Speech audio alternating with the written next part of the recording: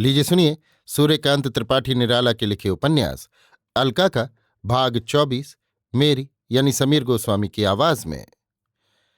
अलका दीदी मुझे बड़ी अच्छी लगती हैं, मुझे खूब प्यार करती हैं।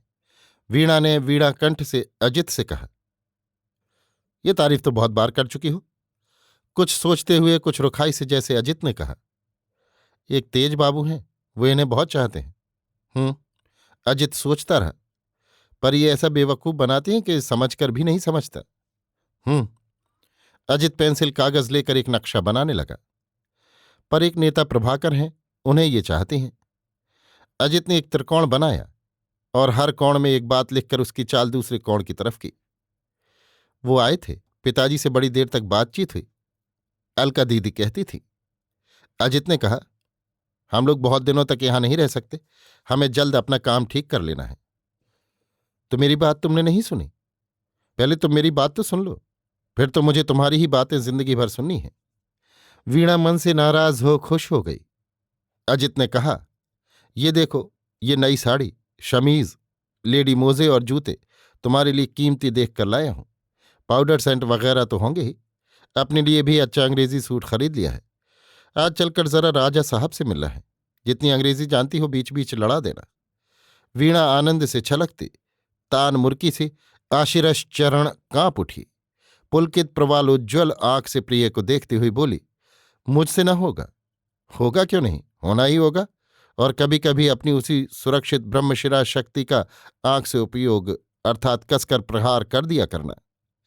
अजित ने तमाम अंगों से उसे गुदगुदा दिया। खिलकर अजित को पकड़कर हिलती हुई बोली, मुझसे हरगिज ऐसा न होगा, अभी से बतला देती हूं, उसके हमें नहीं जाती। देखो, अजित ने गंभीर होकर कहा, वक्त पर गधे को बाप कहा जाता है, तो आप बाप कहिए, मुझसे न होगा। देखो, धोबी के साथ चाहे कुछ बगावत करे, पर धोबिन के हाथ गधे बराबर सधे रहते हैं, यानी इतने समझदार होते हैं। किनकी बात पर कान पूछना हिलाना चाहिए, इतना वे भी जानते हैं। तभी तो कहती हूं तुम मेरी बात मान जाओ। हंसकर वीणा दूसरी तरफ चल दी। अजित कुछ अप्रतिभ होकर संभल गया। कहा, तुम व्यर्थ के लिए इतना चौंकती हो। तुम लोगों का यथार्थ तत्व यूरोप वाले समझते हैं। वे तुम्हारे मुखों को महत्व में हुक्का मानते हैं, जो सहस्त्र मुखों से चुंबित होकर भी चिर पवित्र रहता है।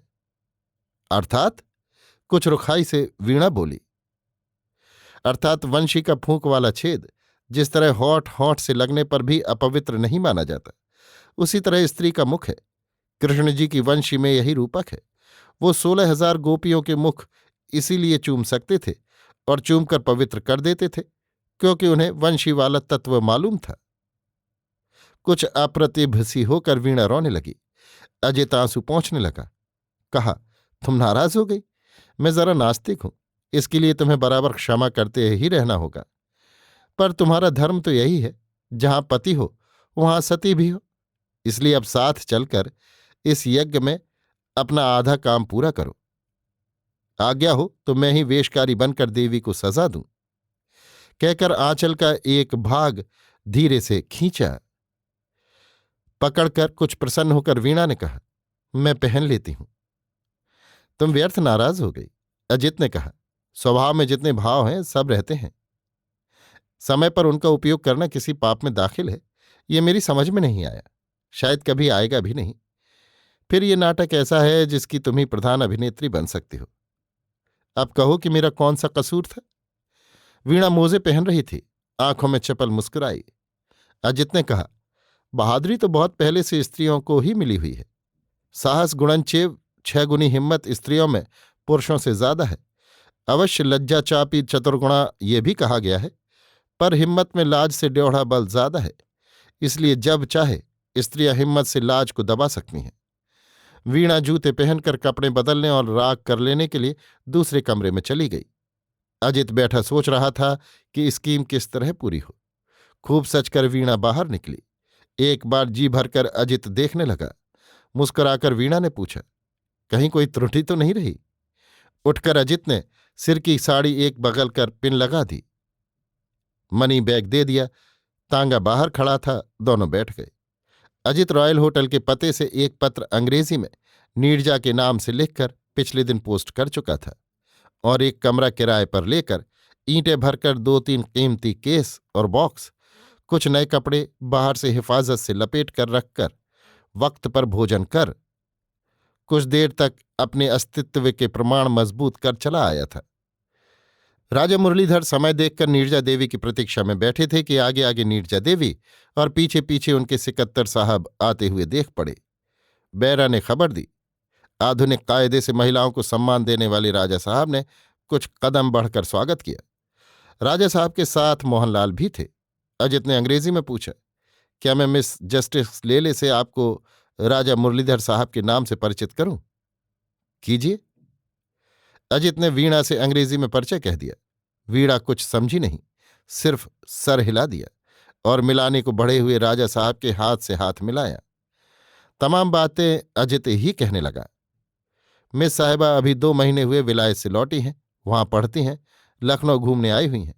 अच्छी मोटरें यहां किराए पर नहीं मिलती। यहाँ के गेट्स इन्हें बहुत पसंद हैं। सड़कें बड़ी अच्छी हैं, काफी सफाई रहती है। पार्क खूब बड़े बड़े हैं।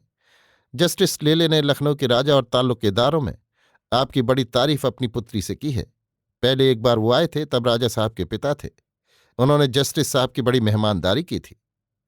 राजा साहब ने स्वभावतः वैसी खातिर करने का वचन दिया। मौका देखकर अजित ने एक बार सबूट पद धीरे से पटक दिया। सुनकर सिखलाई वीणा ने कहा, थैंक्स। जो दृष्टि कहने का प्रयत्न करती है पर हृदय से स्वतः उठे हुए शब्दों की तरह नहीं कहती, उसी व्यवहार वाली सकाम दृष्टि से राजा साहब कह रहे थे, मैं तुम्हारा हूं। और जो दृष्टि छलकर अपने मार्ग से धारा की तरह बह जाती है, उससे वीणा ने उत्तर दिया, मैं तुम्हारी हूं। काम मनुष्य को स्थिति से स्खलित कर वहां ले जाता है, जहां से उसे एक रोज उसी जगह लौटना पड़ता है जहां से वो चला था, यदि कभी जीवन में सुअवसर प्राप्त हुआ। नहीं तो एक जीवन के लिए इसी तरह मनुष्य पथभ्रष्ट होकर नष्ट हो जाता है। बातचीत कर चलते समय अजित ने राजा साहब से कहा, रात 8 बजे मिस नीरजा साहिबा आपको आने के लिए आमंत्रित करती हैं। राजा साहब ने सविनय प्रस्ताव स्वीकृत किया।